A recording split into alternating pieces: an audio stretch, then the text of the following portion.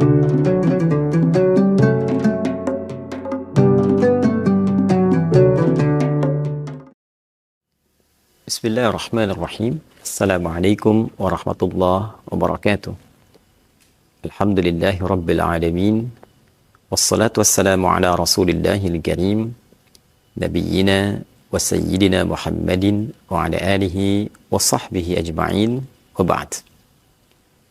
Saudara-saudariku, as-shaimin was-shaimat, pemirsa dimanapun berada, alhamdulillah kita bersyukur pada Allah Subhanahu wa Ta'ala yang telah memberikan kesempatan yang begitu luas untuk menikmati rangkaian ibadah di bulan Ramadan tahun ini 1445 Hijrah.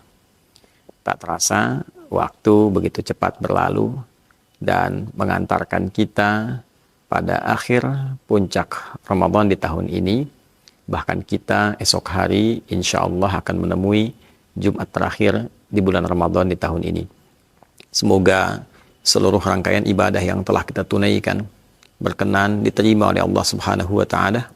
Semoga doa-doa kita diijabah oleh Allah Subhanahu wa Ta'ala, dan semoga dosa-dosa yang kita perbuat berkenan digugurkan dan diampuni oleh Allah Subhanahu wa Ta'ala.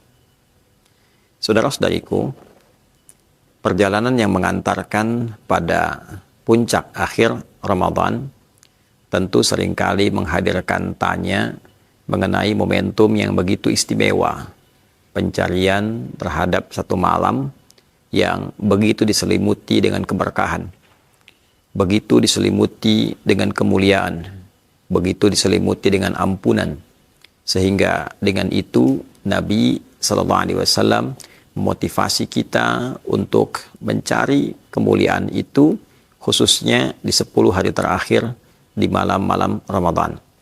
Begitu banyak hadis yang viral sampai kepada kita dan bahkan terhimpun di 2 kitab sahih utama, baik di Al-Bukhari ataupun dalam Sahih Muslim, dengan setidaknya lebih dari 5-6 periwayat hadis dari kalangan sahabat-sahabat mulia yang kualifikasi mereka sangat dekat dengan Nabi SAW. Baik itu istri tercinta beliau Sayyidah Aisyah radhiyallahu taala anha, pun demikian di antara keluarga beliau, keponakan beliau Abdullah bin Abbas radhiyallahu taala anhuma. Terdapat juga putra sahabat beliau, putranya Umar bin Khattab, yaitu Abdullah bin Umar bin Khattab radhiyallahu taala anhuma. Didapati juga tentu sahabat pegiat ilmu, yaitu sahabat Abu Hurairah radhiyallahu taala anhu.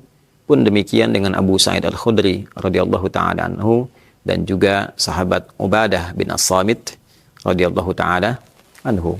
Kesemuanya memberikan gambaran kepada kita, baik itu tentang keistimewaan malam ini, yang kedua mengenai motivasi dari Nabi tentang pencarian keistimewaan malam dimaksud di 10 hari terakhir, dan juga tentunya yang ketiga mengenai kode-kode, isyarat-isyarat yang menunjukkan potensi besar turunnya malam Al-Qadar berupa tanggal-tanggal atau waktu tertentu dalam 10 hari terakhir di bulan Ramadan yang penuh dengan berkah.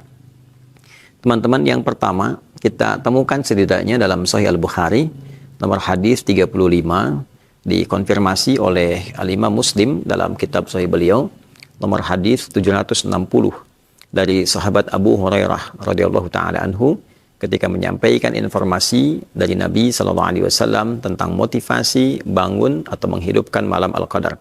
Saat Nabi menyampaikan, "Man yakum lailatul qadri imanan wa ihtisaba, ghufira lahu ma taqaddama min dhanbi."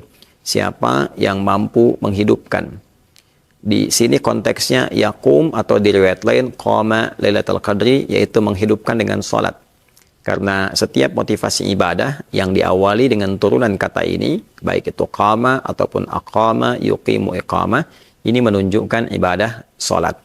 Secara spesifik kalau kita hadirkan dengan pemaknaan ini, siapa yang menunaikan salat bersamaan dengan malam Al-Qadar.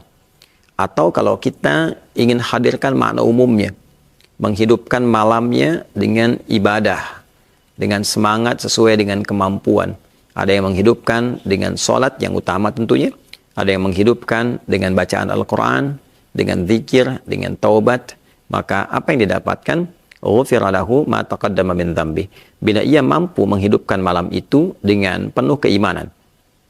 Imanan, ikhlas karena Allah, wahtisabah, dan dia berupaya mengharap kemuliaan yang Allah berikan. Allah janjikan diberi kemuliaan lebih dari 1000 bulan, khairum min alfi syahr. Dia memohon dengan penuh ketawaduan. Dan dia mengevaluasi dirinya. Dengan evaluasi itu, ia berharap diampuni dosa. Dengan harapan permohonan kemuliaan itu, dia mendapatkan limpahan pahala. Ada raja di sini, ada khauf di situ.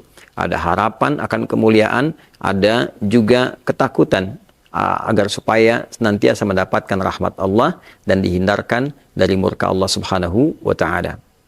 Teman-teman, dikonfirmasi dalam hadis lain, pencarian malam istimewa yang dapat menggugurkan dosa, melimpahkan keberkahan itu, seperti diisyaratkan dalam salah satu hadis yang dikuatkan oleh Al-Imam Muslim misalnya, dalam kitab hadisnya didokumentasikan di nomor hadis 1166 setidaknya, dari Sayyidah Aisyah radhiyallahu taala anha, dikonfirmasi dari keterangan Nabi sallallahu alaihi wasallam ketika beliau menyampaikan, "Au kama qala taharrau lailatul qadri," cobalah engkau berusaha untuk memburu, cobalah engkau berusaha untuk bisa sungguh-sungguh mencari Lailatul Qadri, malam Al-Qadar itu, fil ashril awakhir, di 10 hari terakhir min Ramadan, dari bulan Ramadan itu. Au kama qala Rasulullah sallallahu alaihi wasallam.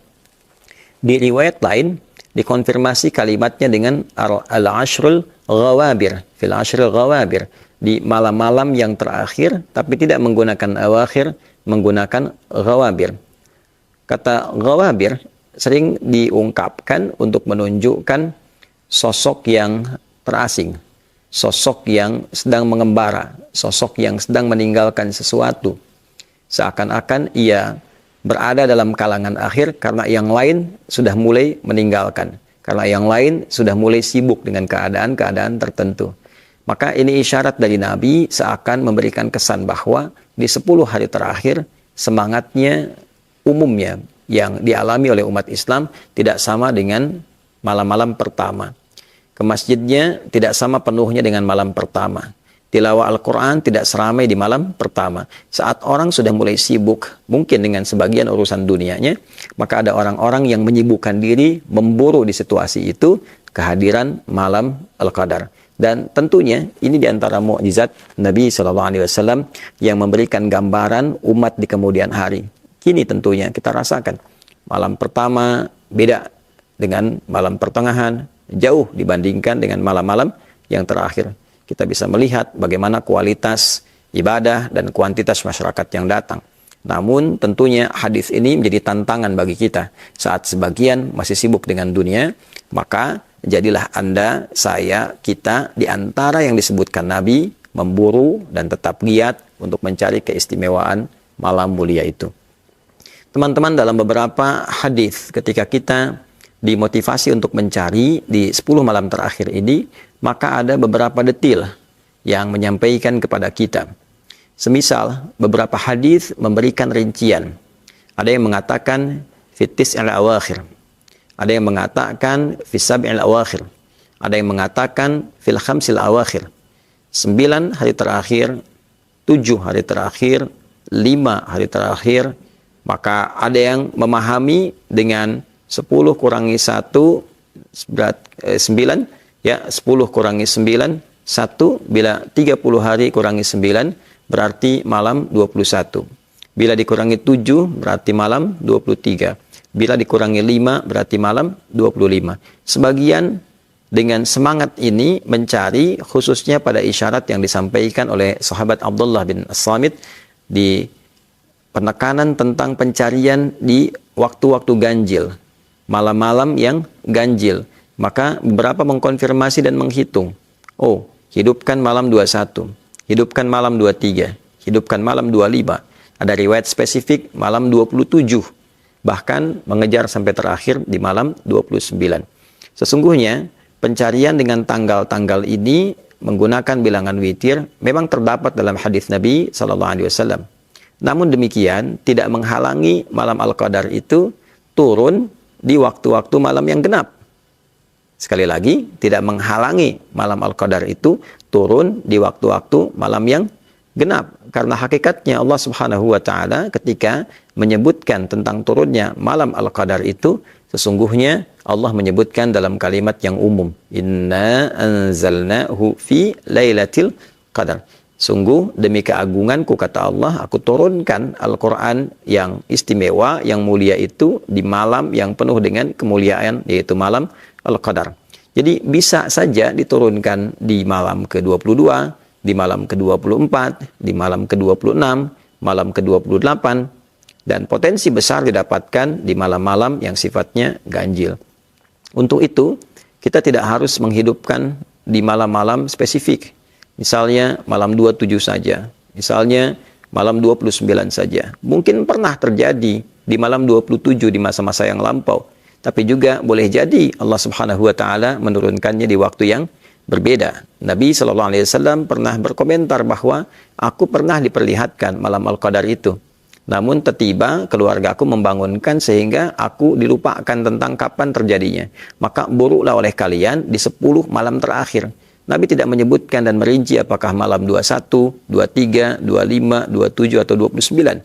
Artinya, di setiap malam, 10 malam terakhir, selalu ada peluang untuk bisa mendapatinya. Malam ini adalah malam Jumat. Malam Jumat terakhir di bulan Ramadan 1445 Hijrah. Tentu kita merindukan malam-malam Jumat yang lain.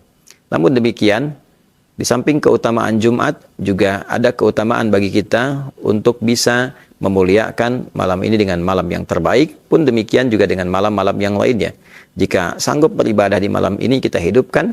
Jika kemudian kita punya kesempatan yang luas, maka jangan tinggalkan malam Sabtunya, malam Ahadnya, sampai malam puncak berakhir Ramadannya. Jika ada pertanyaan, di tanggal berapakah malam Al-Qadar itu didapatkan? Maka jawaban yang paling sempurna adalah di setiap malam yang Allah inginkan, bisa saja Allah turunkan. Karena itu, jangan tinggalkan sisa malam-malam sampai Ramadan ini berakhir. Dan semoga Allah memberikan kesempatan kepada kita untuk mendapatinya. Kuncinya, selalu saya tekankan, hidupkan setiap malamnya, walaupun dengan 2 rakaat, walaupun dengan 1 ayat, walaupun dengan kalimat 1 istighfar, Astaghfirullahaladzim. Semoga dengan itu memberikan kepada kita kesempatan untuk meraih segenap kemuliaan yang Allah janjikan. Allahumma taqabbal minna innaka antas sami'un alim wa tub 'alaina innaka antat tawwabur rahim wa sallallahu ala sayyidina Muhammad wa ala alihi wa sahbihi ajma'in wa akhiru da'wana alhamdulillahi rabbil alamin. Assalamualaikum warahmatullahi wabarakatuh.